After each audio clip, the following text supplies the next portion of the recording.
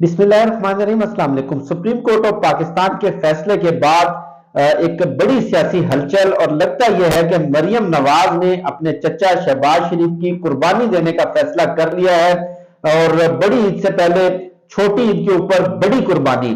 और ये खुद मरियम नवाज ने ट्वीट करके वाजे किया कि कुर्बानी का फैसला हो चुका है और ये कुर्बानी बहुत जल्द नजर आ जाएगी। ऐसा नहीं है कि ये मामला कुछ तवालत का शिकार होगा, कुछ तवील होगा। सुप्रीम कोर्ट ऑफ पाकिस्तान का आज का फैसला आप सब लोगों ने सुन ही लिया होगा और जान ही लिया होगा, लेकिन उस फैसले के ठीक एक डेढ़ घंटे के बाद एक बड़ा अहम तरीन जो इकदाम चीफ जस्टिस ऑफ पाकिस्तान की जानिब से किया गया, वो आइंदा की सियासी, आईनी और कानूनी लड़ाई में बड़ी अहमियत का हामिल है।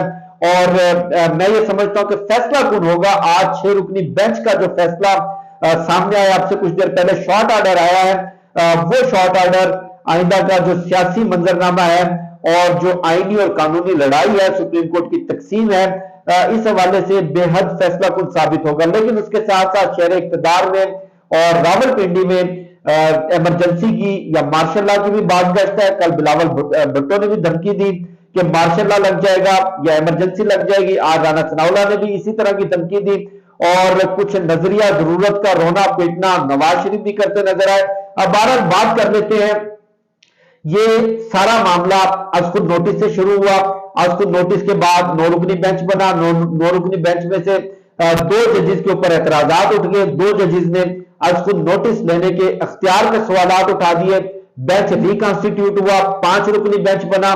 उसके बाद 3-4 या 3-2 का एक कंट्रोवर्सी शुरू हुई कि आया जो गुज़श्ता फैसला था चीफ जस्टिस ऑफ पाकिस्तान के आज खुद नोटिस के अख्तियारात के ऊपर जो एतराजात थे, आया वो 4 जजेस ने किए थे या 3-4 का फैसला था या 2-3 का फैसला था। ये बहस चलती रही।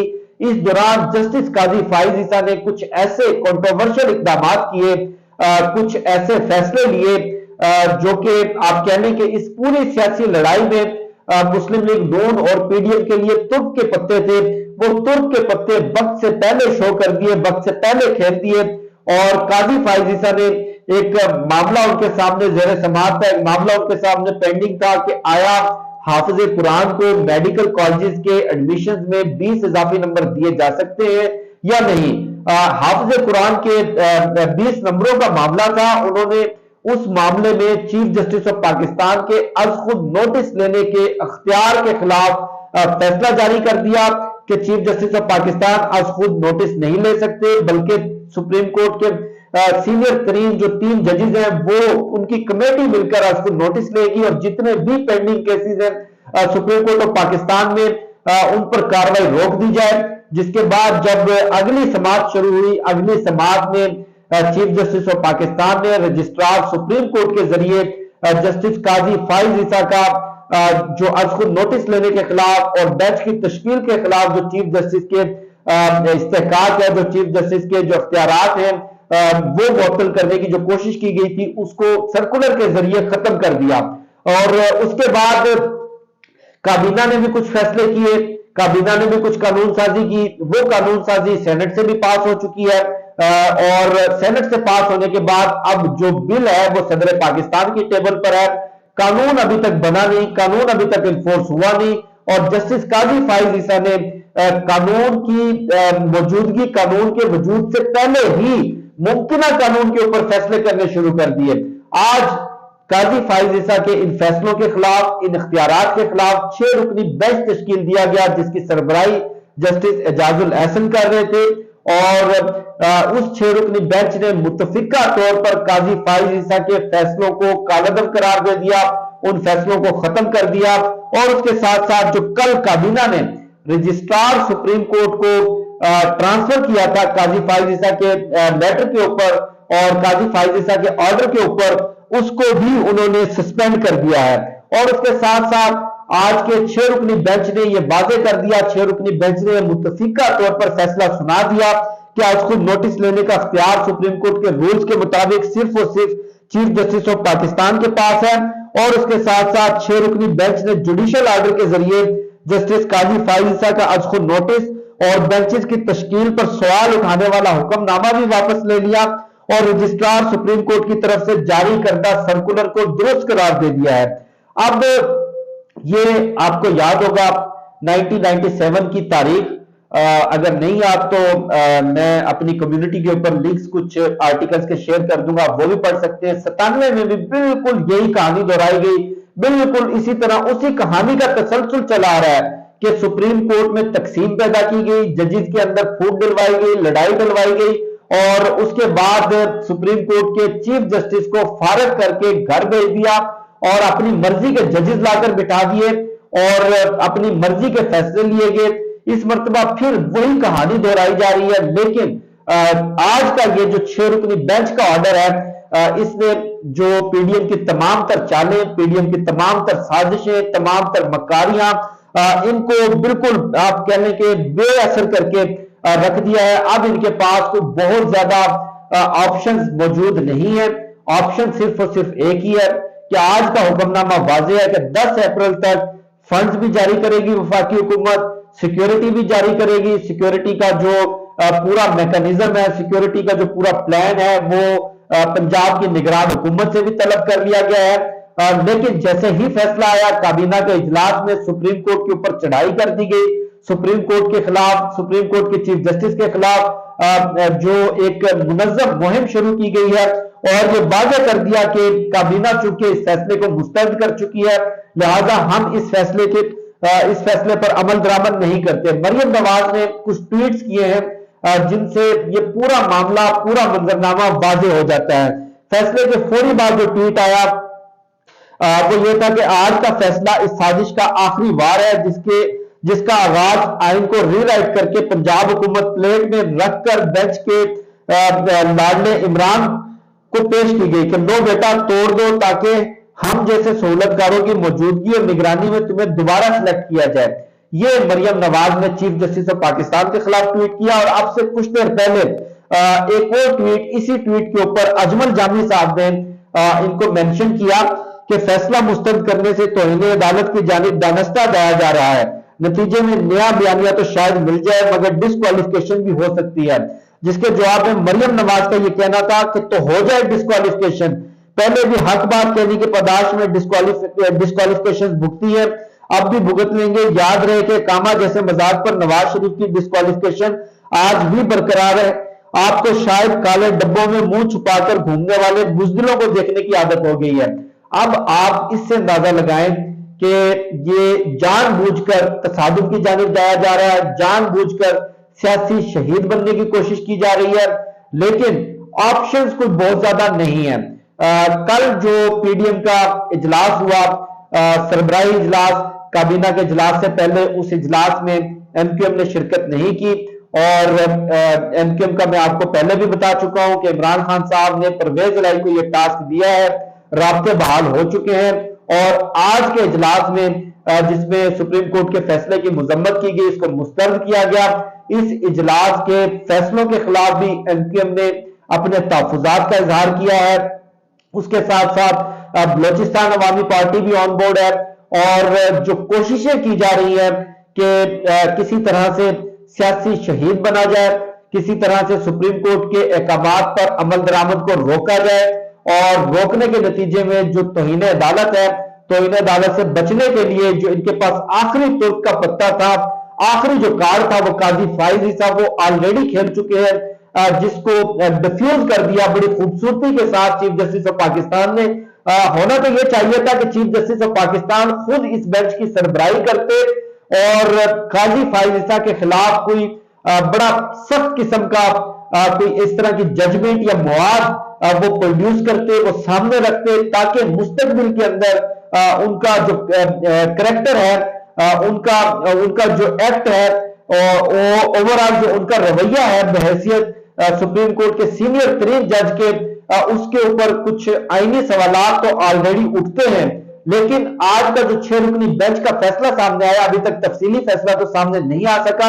अगर इसमें भी कुछ इस तरह की चीजें मेंशन कर दी जाए, कुछ इस तरह के जो आईनी और कानूनी सवालात हैं, जो काजी फाइज ने आम अल्फाज के अंदर जो भंड मारे हैं, कानून अभी बना ही नहीं, कानून का अभी वजूद ही नहीं है और मुमकिना कानून को उन्होंने फर्ज करते हुए, अज्यूम करते हुए फैसला पहले ही सुना दिया।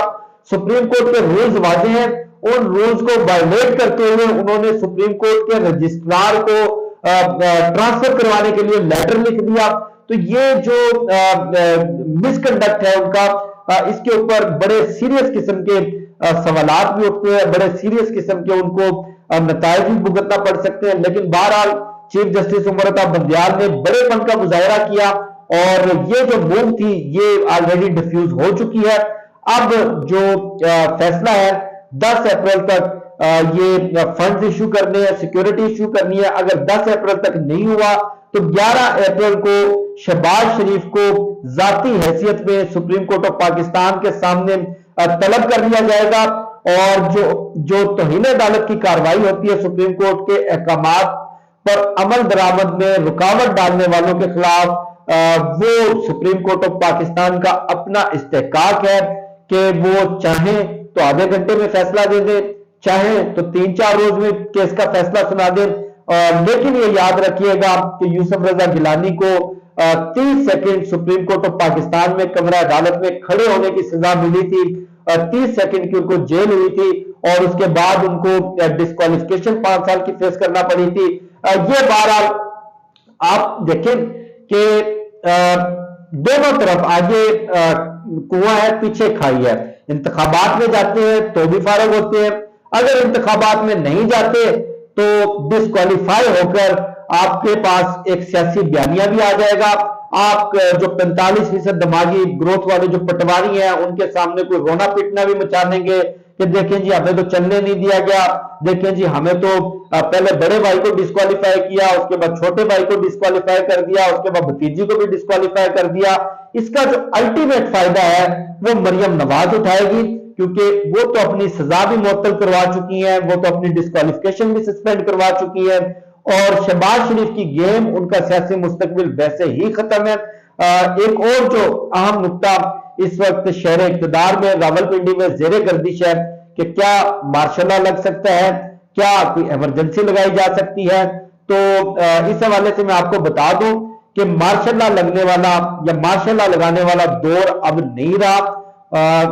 कुछ कोशिशें, कुछ मुमकिना अटेम्प्ट्स करने की आप कह लें कि कोशिश माजी में की जा चुकी है, लेकिन जो सबसे बड़ा फैक्टर है वो आलमी हालात है और आलमी हालात में आपको पता है कि इस वक्त अमेरिका में जो कि दुनिया की सुपर पावर है, डोमिनेंट है पूरे ओवर द ग्लोब, जिसके इंटरेस्ट पूरी दुनिया से जुड़े हुए हैं, पूरी दुनिया के इंटरेस्ट अमेरिका से जुड़े हुए हैं, वहां डेमोक्रेट्स की हुकूमत है और डेमोक्रेट्स किसी भी दुनिया के किसी भी मुल्क में जो मार्शल लॉ या एक पॉलिटिकल या डेमोक्रेटिक रजीम के खिलाफ कोई बगावत, कोई इस तरह का इकदाम किसी सूरत टॉलरेट नहीं करेंगे, सख्त तरीन पाबंदियां लग जाएंगी।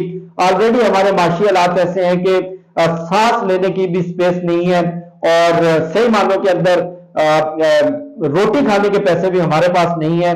तो मार्शल लॉ किसी सूरत भी ऑप्शन नहीं है और वैसे भी ये 21st सेंचुरी है, डिजिटल मीडिया का दौर है, सोशल मीडिया का दौर है और जिस तरह जो इस पूरी रजीम चेंज के बाद हमारी एस्टेब्लिशमेंट की साख को धचका पहुंचा है, उसके बाद भी ये भी दूसरा बड़ा अहम फैक्टर है। इसकी मौजूदगी में भी वो 10 मरतबा सोचेंगे, ले देकर इनके पास एक इमरजेंसी लगाने का ऑप्शन रह जाता है। लेकिन इमरजेंसी को इंडोर्स करना, इमरजेंसी को नाफिज करना, ये सदर पाकिस्तान का इस्तेहकाक है और डॉक्टर आरिफ अलवी के होते हुए इमरजेंसी भी नहीं लग सकेगी। अगर इसके अलावा इन्होंने आइन से हटकर, चूंकि आइन शिकनी तो कर चुके हैं, चूंकि आइन की एहम तो इनके लिए कोई मसला नहीं है, कोई और ऑप्शन इन्होंने निकालने की कोशिश की तो उसको सुप्रीम कोर्ट ऑफ पाकिस्तान उड़ाकर रख देगी। अब अल्टीमेट रास्ता इनके पास सिर्फ और सिर्फ एक ही बचता है कि किसी तरह से बैकडोर मुज़ाकरात किए जाए, किसी तरह से बातचीत की जाए। सुप्रीम कोर्ट ऑफ पाकिस्तान ने जो एक विंडो ओपन रखी है 15 मई तक पंजाब के इंतखाबात को ले जाकर, और अभी तक केपी के इलेक्शन का फैसला नहीं किया जा सका, उसका फायदा उठाते हुए कुछ फ्लेक्सिबिलिटी दिखाई जा सकती है, कुछ दरमियानी रास्ता निकल सकता है। अदरवाइज इनके पास कोई ऐसा ऑप्शन नहीं है। तसादुम ये कर सकते हैं तसादुम करने की तरफ ये लोग जा रहे हैं, बजाय नजर भी आ रहा है, लेकिन तसादुम का अल्टीमेटली नुकसान इन्हीं को होगा, माजी में भी कर चुके हैं। और वैसे भी पाकिस्तान की जुडिशरी और किसी भी आईनी इदारे से इस तरह बराह रास्त टक्कर मोल लेना, बराह रास्त लड़ाई मोल लेना, ये किसी के हक में भी फायदामंद नहीं होगा। और चूंकि 2 वोटों की अक्सरियत पर यह हुकूमत है, जरूरी नहीं है कि तमाम के तमाम इत्तेहादी कंधे से कंधा मिलाकर खड़े हो कि ठीक है ठोक दें, ठीक है डट जाए, ठीक है सुप्रीम कोर्ट ऑफ पाकिस्तान पर चढ़ दौड़े, चढ़ाई कर दें। ऐसा मुमकिन नहीं है, क्योंकि मैं पहले बता चुका हूं कुछ इत्तेहादी जमातें वो फासला अख्तियार कर रही है और बहुत सारे ऑप्शंस, बहुत सारे कार्ड इमरान खान के हाथ में भी हैं। हो सकता है कि एतमाद का वोट लेने का कह दिया जाए, हो सकता है कि वैसे ही कोई इत्तेहादी प्रेस कॉन्फ्रेंस कर दे। 12 अगले जो 5-7 रोज होंगे वो इस हुकूमत के मुस्तकबिल के हवाले से बेहद अहम होंगे और जो मुमकिन अमकानात है वो भी वाज़ेह हो जाएंगे। मुझे शफकत अली को दीजिए इजाजत, इंशाल्लाह आपसे फिर नेक्स्ट वीडियो में मुलाकात होगी। पाकिस्तान जिंदाबाद।